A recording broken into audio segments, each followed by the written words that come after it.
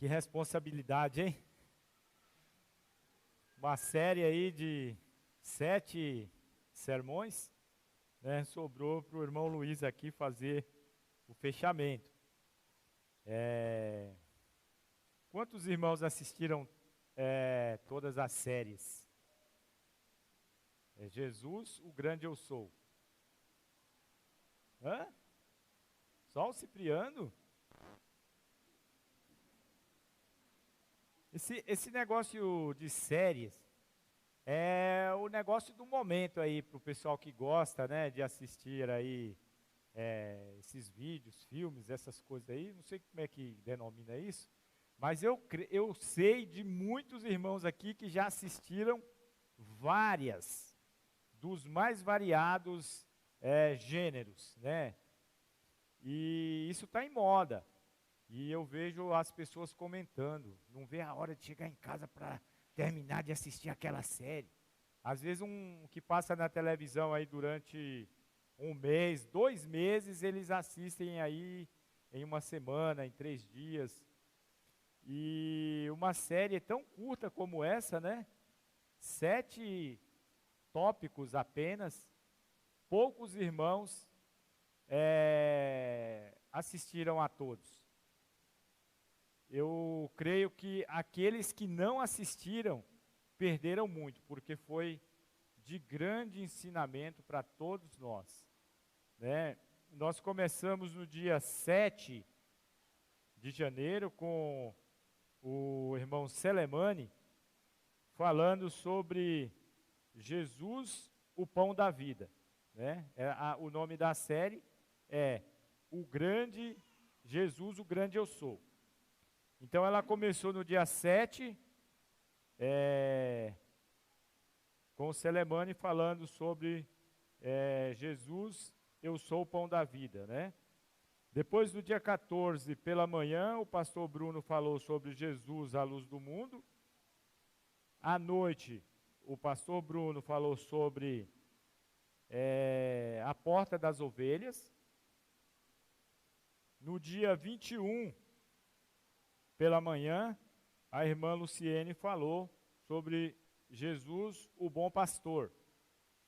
E à noite, o Cipriano falou sobre Jesus, eu sou a ressurreição e a vida, né?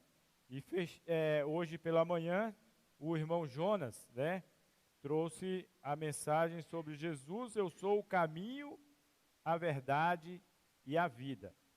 E agora à noite, para fechar essa série, né, de Jesus, o grande eu sou, nós vamos falar sobre Jesus, eu sou a videira verdadeira, ou a videira e os ramos.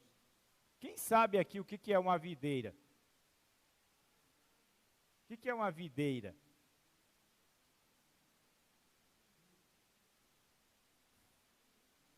Uma videira é um pé de uva, gente.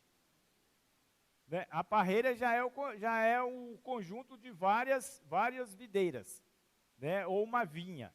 Né? Uma vinha ou uma parreira é um conjunto de várias videiras. Né? No caso, a videira é um único pé de uva. Sabiam disso? Né? Eu, por um lado, fiquei muito contente quando fiquei sabendo que eu ia falar sobre a videira, porque envolve planta, né? E planta, os irmãos sabem que tem tudo a ver comigo, né? E eu tenho tudo a ver com planta, gosto muito. E durante esses dias aí eu fiz algumas pesquisas, né? E vi que no caso das videiras, né? Aqui no Brasil, antigamente só tinha videiras no sul, que são locais frios. Mas hoje, com a tecnologia, já temos videiras no Nordeste. Na região ali banhada pelo Rio São Francisco, o pessoal está produzindo uvas das melhores qualidades, né? Para fazer muitos vinhos. E sucos e outras coisas mais, que são derivados da uva. E aqui no nosso meio tem um grande produtor de uvas, né? O Dodô e a Mariana, né? Eu já plantei vários pés de uva na minha casa e nunca foi para frente. Aí quando a Mariana perguntou, ô irmão Luiz, se eu plantar um pé de uva aqui, será que dá certo? Eu falei, olha, eu acho que não, aqui não dá uva. E ela plantou o pé de uva, deu tanto, ela tirou uma foto e falou assim, olha irmão Luiz, não dá uva aqui na região. Aí eu falei assim, a muda que ela plantou deve ser uma muda muito resistente, né? Porque deu e muita, mas eu ouvi em alguns lugares, ali na Água Espraiada, tem uma casa que tem uma videira assim, bem na frente da casa.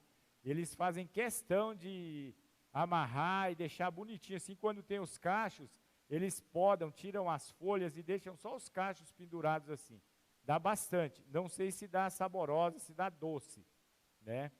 Porque a uva, quando ela produz muito, também ela pode ter o problema da acidez e dar frutas azedas, né? No caso, nós vamos ver um texto aqui, onde a uva foi plantada no melhor lugar, né?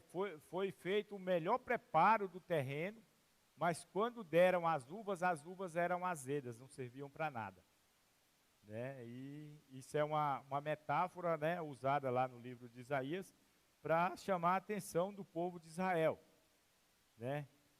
Pois bem, vamos então ao texto. Os irmãos vão colocar aí para nós, João capítulo 15, de 1 a 5. Nós vamos fazer diferente a leitura hoje. Esse lado aqui vai ler uma vez e depois esse lado aqui vai ler outra vez. São 5 versículos só. E depois nós vamos ler todos juntos. Vai aparecer ali.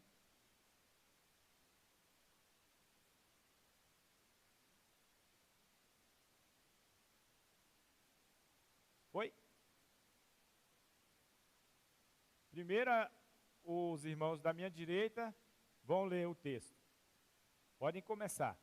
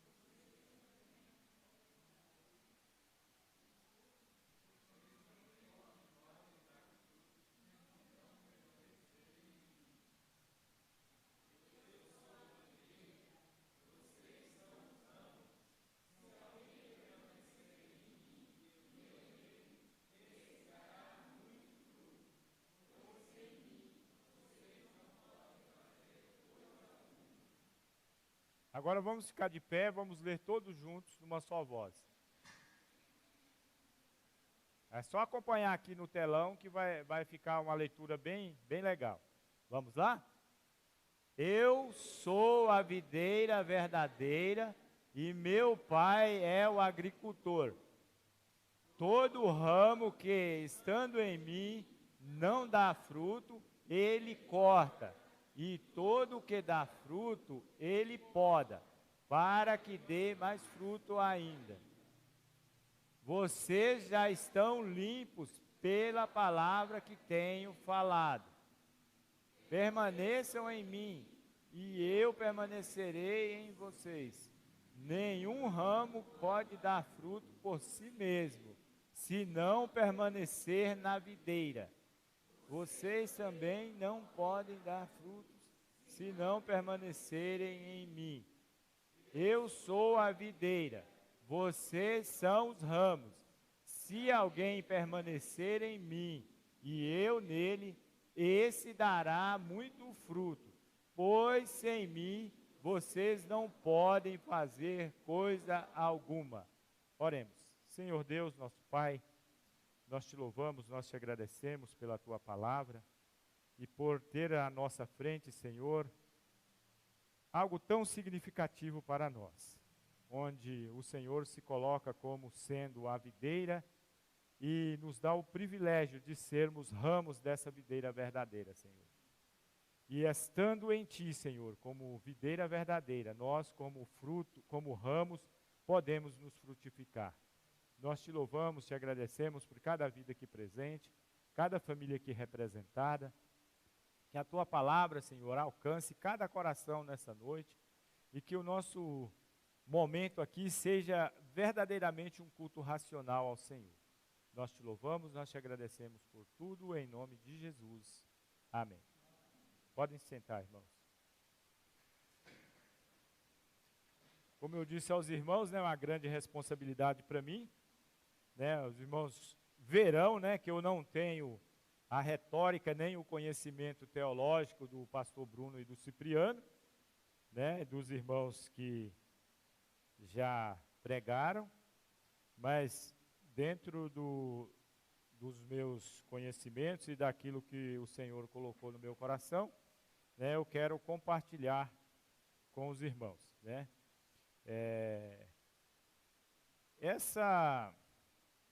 Esse texto em si é um texto de fácil compreensão, é o que está escrito, mas os ensinamentos que ele nos traz, também não tem muita dificuldade de se compreender, mas a maior dificuldade é colocar em prática esses ensinamentos, que infelizmente a igreja do nosso tempo, ela tem se deixado levar por tantas coisas, que o mundo oferece, e que muitas vezes nós acabamos nos desligando, ou não dando atenção ao nosso papel como ramos da videira verdadeira que é Cristo.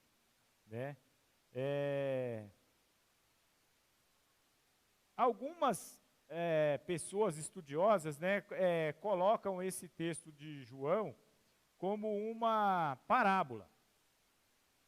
Embora o livro de João, se os irmãos já prestaram atenção a esse detalhe, é um livro que não se atém muito às parábolas.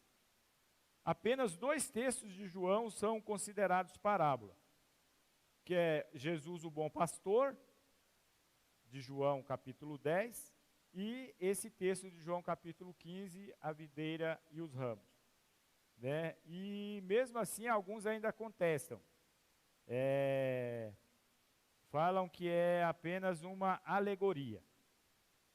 Mas aí algumas pessoas acham que tem uma grande diferença, mas não tem muita diferença, porque a parábola em si, ela é carregada de alegorias, e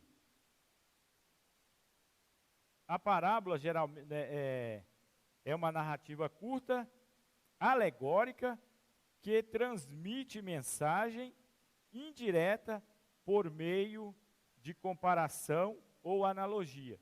Então, dentro da parábola, vai ter muita essa questão aí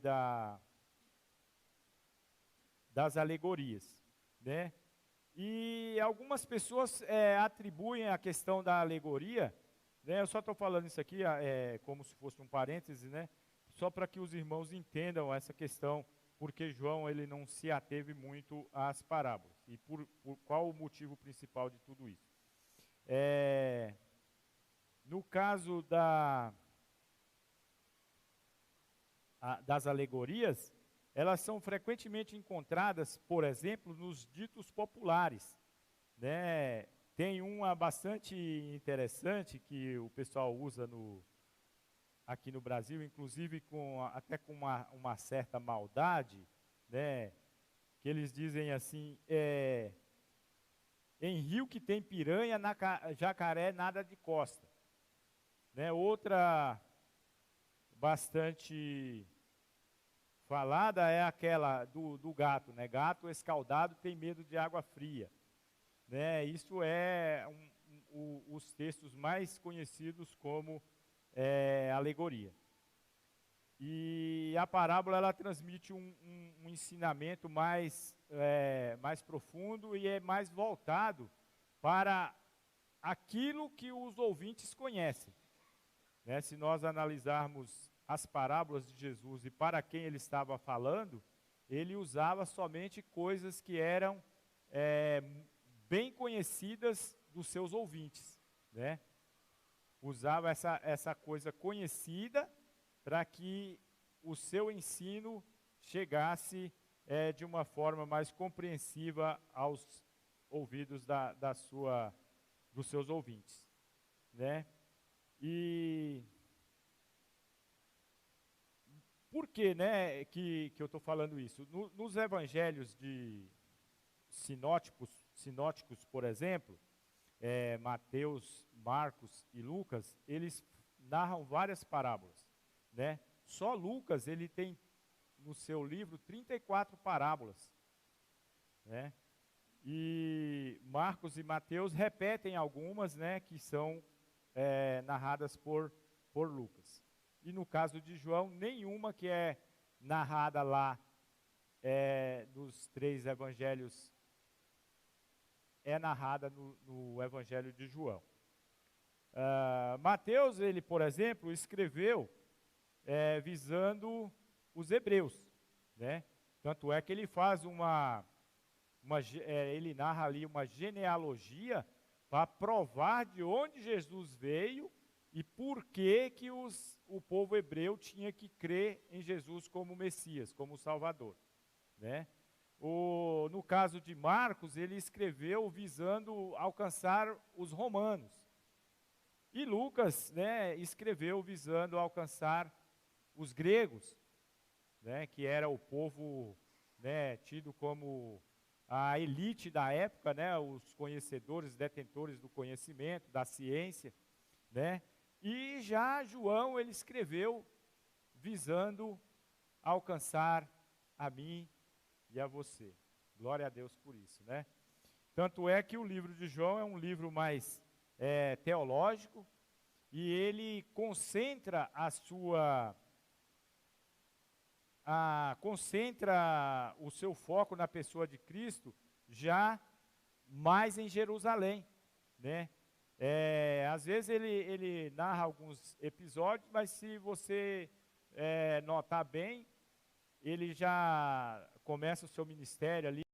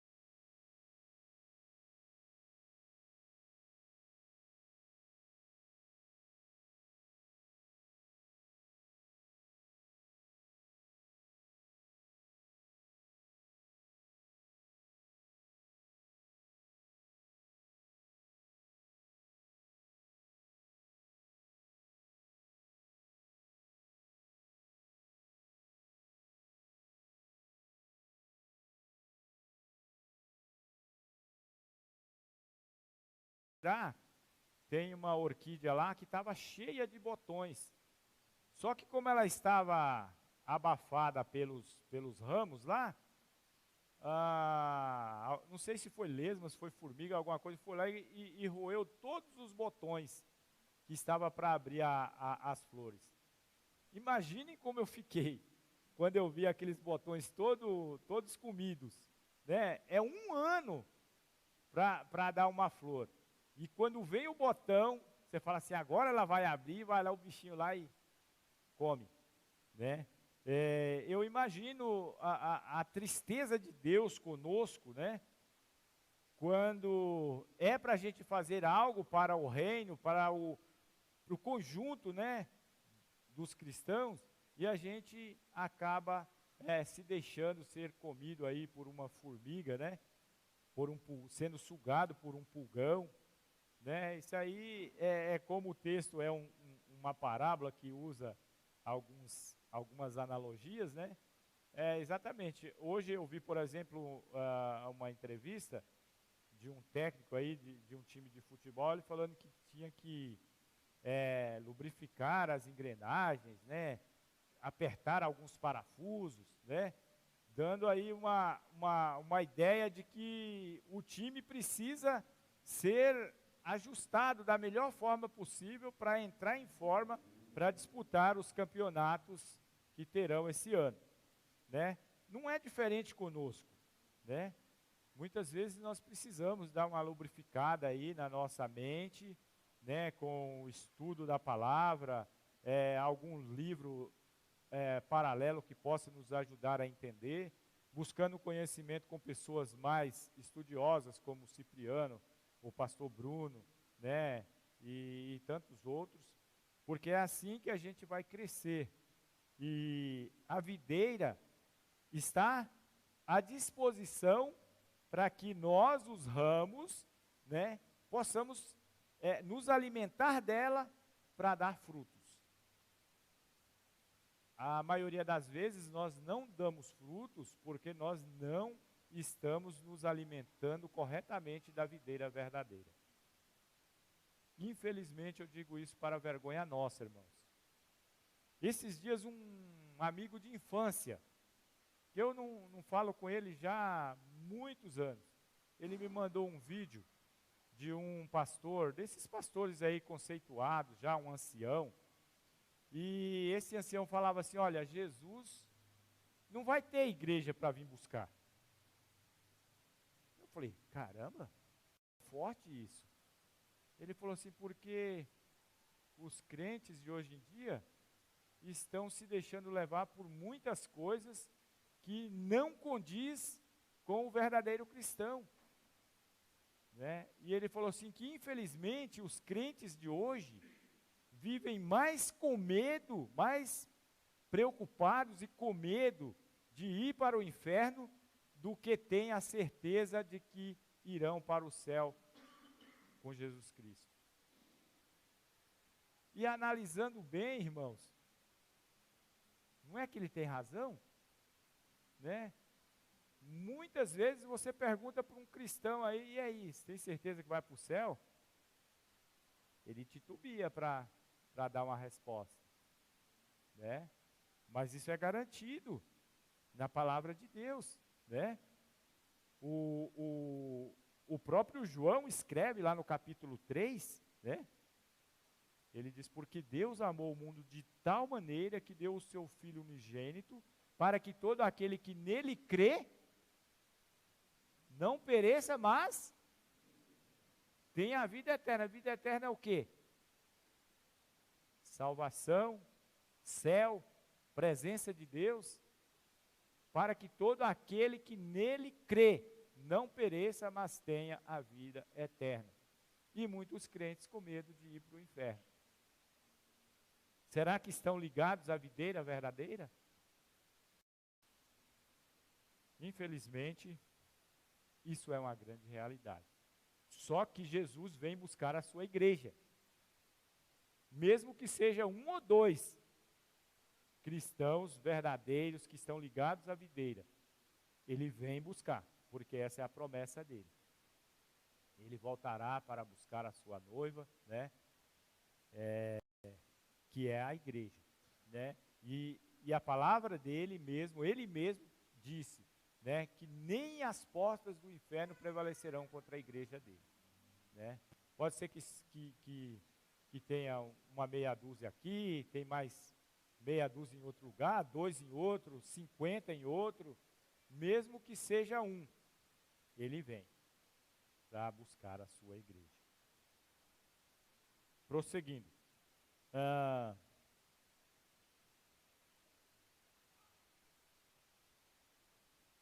Ele diz assim: todo ramo que estando em mim não dá fruto, ele corta. E todo que dá fruto, ele poda ou limpa, para que dê mais fruto ainda. E aí, irmãos? Nós temos sido aquele ramo que dá fruto e que está sempre recebendo ali o cuidado do agricultor, né, com a sua tesourinha de poda ali, tirando alguns raminhos tortos, né, algumas folhas que estão amareladas, outras que estão com pulgões, né, outras que estão com bichinho ali, ele corta, deixa limpinho para que dê mais fruto ainda? Ou nós temos deixado a vida nos levar de qualquer maneira e aí tem esse perigo, né? O ramo que não dá fruto, o que ele faz? Corta, limpa, poda. E se nós prosseguirmos, né, ele vai dizer que esse ramo que foi podado, ele vai para a fornalha, vai para o fogo, né? É bom lembrar que a videira é o símbolo de Israel como povo de Deus, né? No começo eu disse para os irmãos das uvas azedas, né? E tem um texto lá em Isaías capítulo 5, versículo de 1 a 7, eu vou ler aqui para os irmãos, e os irmãos acompanhem.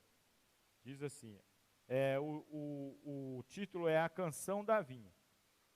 Ele fala assim: cantarei para o meu amigo o seu cântico a respeito de sua vinha.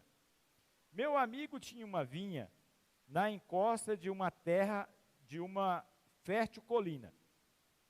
A terra era boa, preste atenção. Ele cavou a terra, tirou as pedras e plantou as melhores videiras. Construiu uma torre de sentinela e também fez um tanque de prensar uvas. Ele esperava que desse uvas boas, mas só deu uvas azedas. Agora, habitantes de Jerusalém e homens de Judá, julguem entre mim e a minha vinha. Que mais se poderia fazer por ela que eu não tenha feito? Então, porque só produziu uvas azedas, quando eu esperava uvas boas? Pois eu digo a vocês, o que eu vou fazer com a minha vinha? Derrubarei a sua cerca, para que ela seja transformada em pasto. Derrubarei o seu muro, para que seja pisoteada. Farei dela um terreno baldio. Não será podada, nem capinada. Espinheiros e ervas daninhas crescerão nela. Também ordenarei às nuvens que não derramem chuva sobre ela. Pois bem, a vinha do Senhor dos Exércitos é a nação de Israel, e os homens de Judá são a plantação que ele amava. Ele esperava justiça, mas houve derramamento de sangue. Esperava retidão, mas houve gritos de aflição. É um texto também em forma de parábola, né? Para colocar aqui a situação de Israel, mas que é um texto que também pode ser aplicado a nós, né? Como partes dessa videira verdadeira que é Cristo, né? Que nós podemos nos colocar nessa videira para que possamos dar frutos. E que é o que ele diz, né? Para que vocês deem fruto e estejam ligados a mim, né? Se a nossa vida não estiver em harmonia com os ensinamentos de Jesus, com certeza não produzirão bons frutos. Da mesma forma que um ramo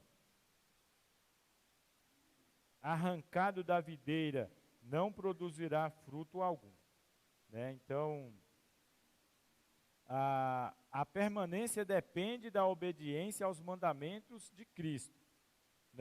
Se nós vermos no versículo 10 do capítulo 15, né, ele está falando sobre essa questão da permanência, né? João capítulo 15, versículo 10.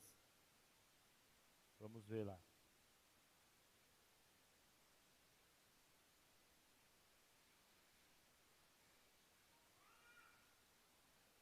Se vocês obedecem aos meus mandamentos, permanecerão no meu amor, assim como tenho obedecido aos mandamentos de meu Pai,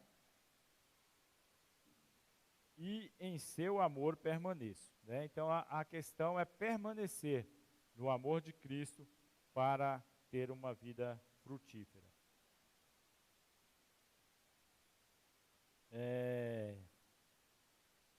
Aquele que não permanece em Cristo não pode fazer o que agrada a Deus, né? Como eu disse, né, no versículo 2 ele fala,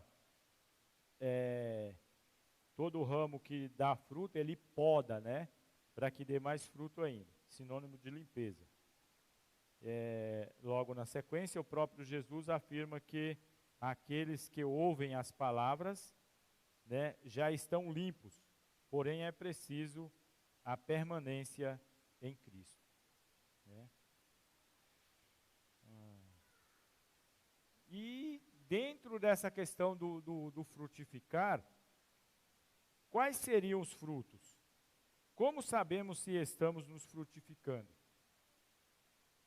São perguntas aí que os irmãos mesmos podem responder para si, fazendo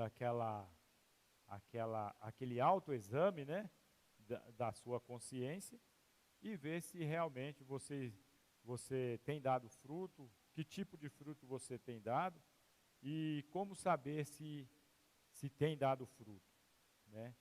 Infelizmente, nós não estamos prontos para servir, não queremos ser garçons, né? Apenas ser servido. Lá no capítulo 13 de João,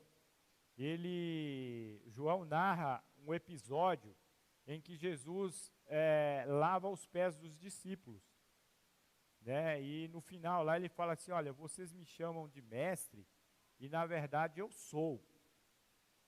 Mais uma afirmação do eu sou aí de Jesus, né?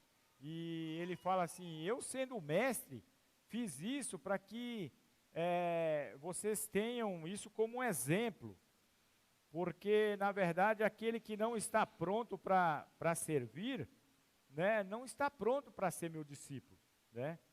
E em outra passagem,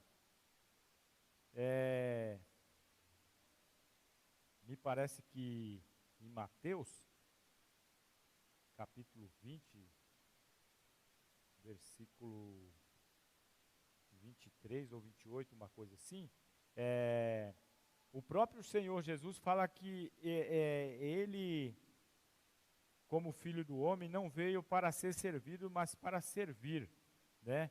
Se o próprio Jesus falou isso, né, ele sendo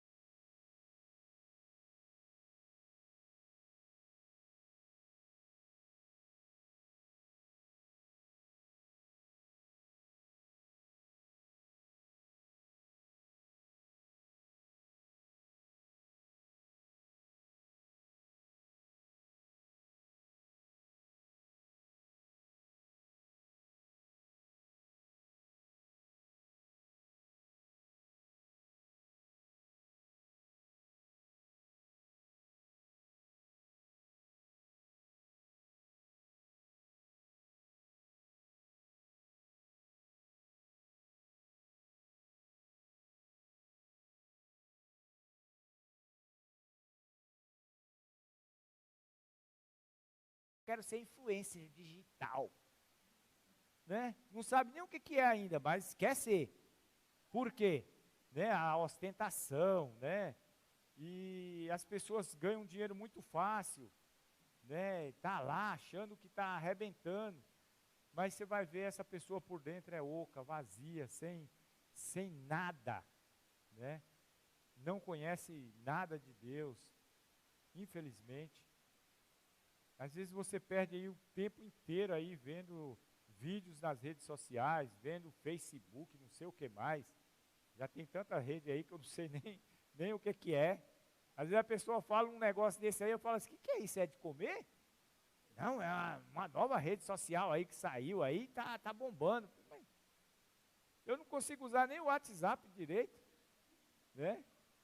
E já tem tanta coisa aí, e o pessoal só lá, ó.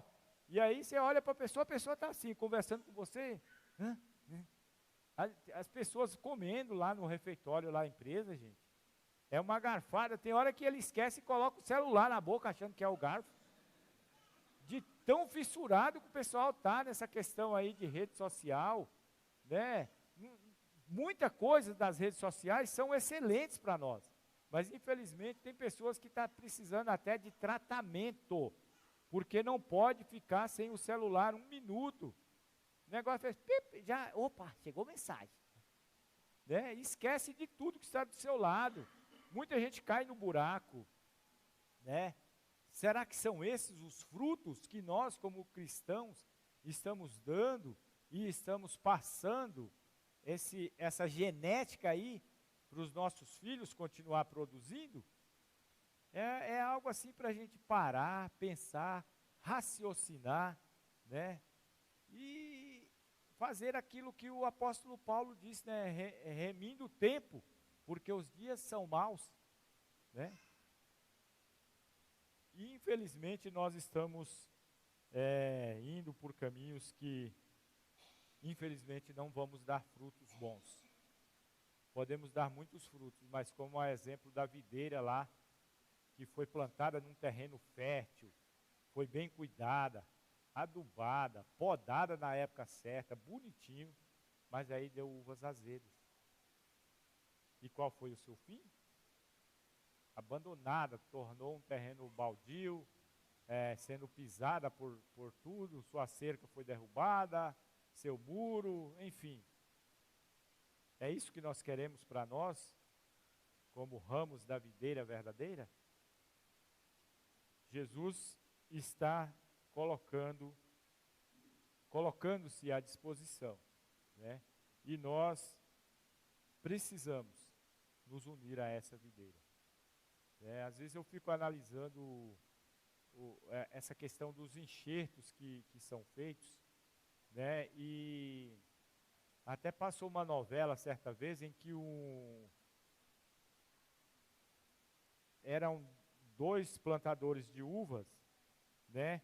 Só um tinha uma que era resistente a uma doença. E o outro ficou com inveja e foi lá e roubou o sarmento, que é aquele pequeno brotinho que sai na videira. E tem uma técnica que você pega aquele brotinho lá e enxerta numa outra videira, e aí você poda aquela videira antiga e aquele brotinho que vai dar os frutos. Aquela videira antiga só vai servir como eles chamam de cavalo, para conduzir a seiva para o brotinho que vai desenvolver e depois ele vai conseguir produzir aquela espécie de uva, né? Hoje nós temos até uva que não tem semente, né? Que de tantos estudos, né? Tanto aprimoramento aí na genética das plantas, que cada dia mais vai ficando melhor, né? Mas tudo isso depende da inteligência que o Criador deu ao homem, né? E nós que conhecemos a palavra precisamos permanecer em Cristo, né? Para fechar, eu vou ler novamente o texto aqui e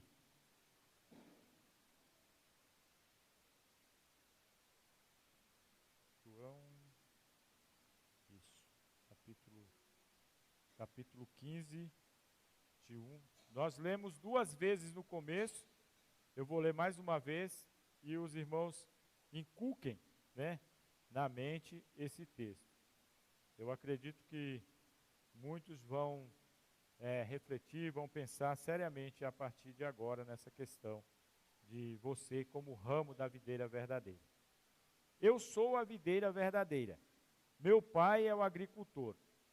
Todo ramo que estando em mim não dá fruto, ele corta, e todo que dá fruto, ele poda, para que dê mais fruto ainda.